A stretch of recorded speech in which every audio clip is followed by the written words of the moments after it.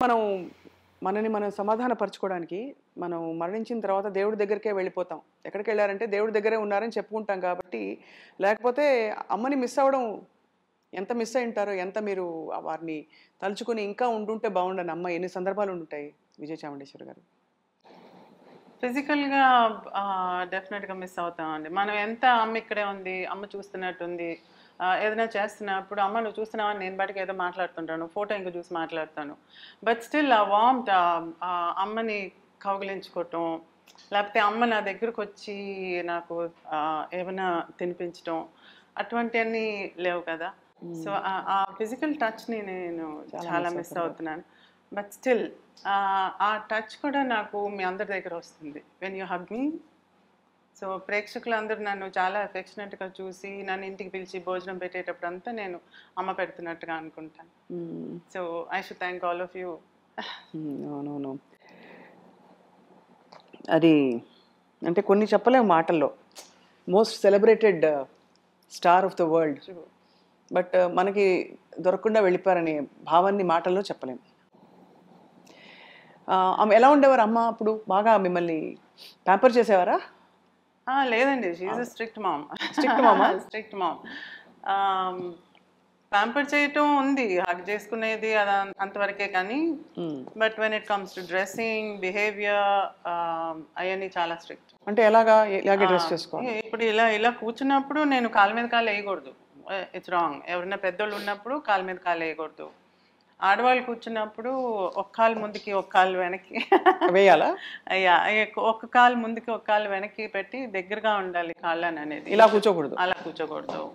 చిన్న చిన్నవి ఎవరన్నా వస్తే ఇంటికి ఇంట్రడ్యూస్ చేస్తున్నప్పుడు నిలబడి నమస్కారం అని చెప్పాలి. హ్మ్. ఊరికే అలా కూర్చుని హాయ్ చెప్పేసి మళ్ళీ వెళ్ళిపోవటం అనేది ఉండకూడదు. అమ్మ చెప్పిన దాకా నేను అక్కడి నుంచి వెళ్ళకూడదు. ఎవరైనా వచ్చినప్పుడు నేను వెళ్ళి నమస్కారం చెప్పి వాళ్ళు ఎవరో తెలియపోతే కూడా ఐ జస్ట్ స్టాండ్.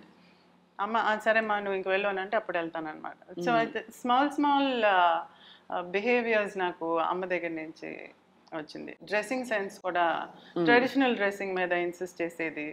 ఒక మంచి రోజు అయితే మంచి నగలు పెట్టుకోవటం అటువంటివన్నీ షీ యూస్ టు ఇన్సిస్ట్.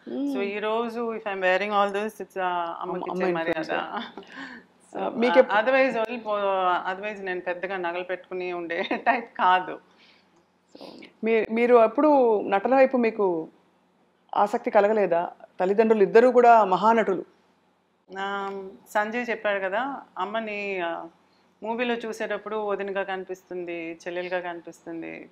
అలా చూస్తున్నప్పుడు నేను కొద్దిగా చూస్తున్నాను కాబట్టి నాకు అవన్నీ చూస్తూ ఉన్నప్పుడు నాకు అలా ఉండాలని అనిపించేది కానీ అంటే ఆ క్యారెక్టర్ లాగా ఉండాలని అనిపించేది కానీ ఆ ఫిలిం ఫీల్డ్లోకి వెళ్ళి ఉండాలనేది నాకు అనిపించలా.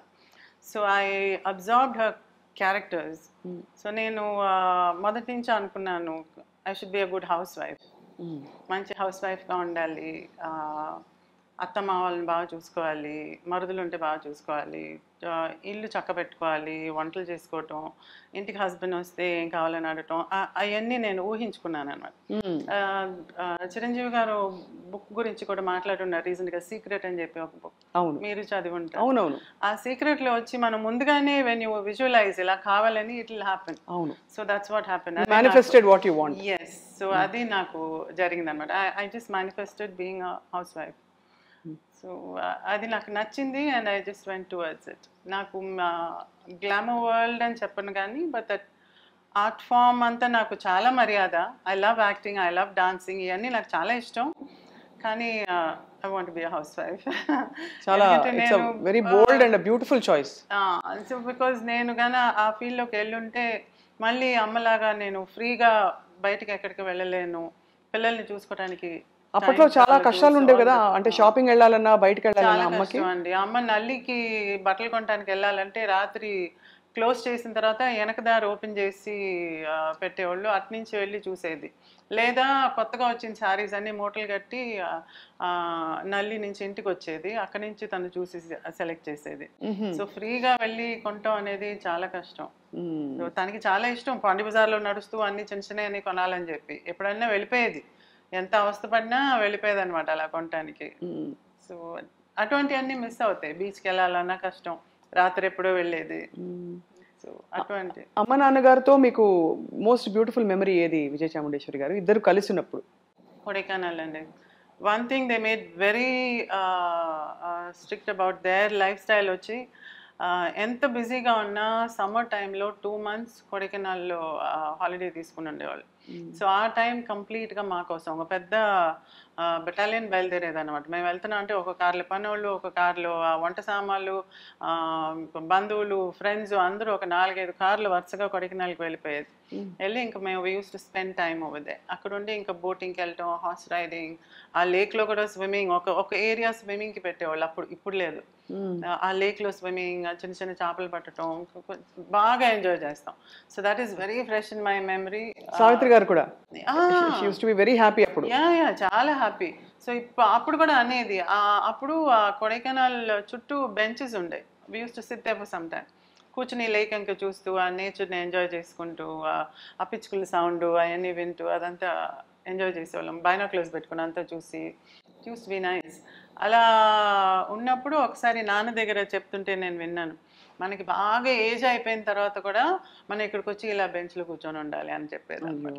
సో నాకేమై అనిపించిందంటే ఇప్పుడు కూడా నేను ఎవ్రీ సమ్మర్ పర్టికులర్గా కొడైకెనాల్కి వెళ్తాను. ఇది చాలా ఇంటర్వ్యూస్లో చెప్పున్నాను, ఐఎమ్ రిపీటింగ్ ఇట్. కొడైకెనాల్కి నేను ఎందుకు వెళ్తున్నానంటే వాళ్ళిద్దరు అక్కడ బెంచ్లో ఉన్నట్టుగా నేను ఇమాజిన్ చేసుకుంటాను. So I walk around the lake చుట్టూ వాకింగ్ వెళ్ళేటప్పుడు అక్కడ ఉన్నట్టుగా నేను ఇమాజిన్ చేసుకుంటాను. దే ఆర్ దేర్ అని అనిపిస్తుంది. ఇట్స్ జస్ట్ విజువలైజేషన్, ఒక తృప్తి మనసుకి.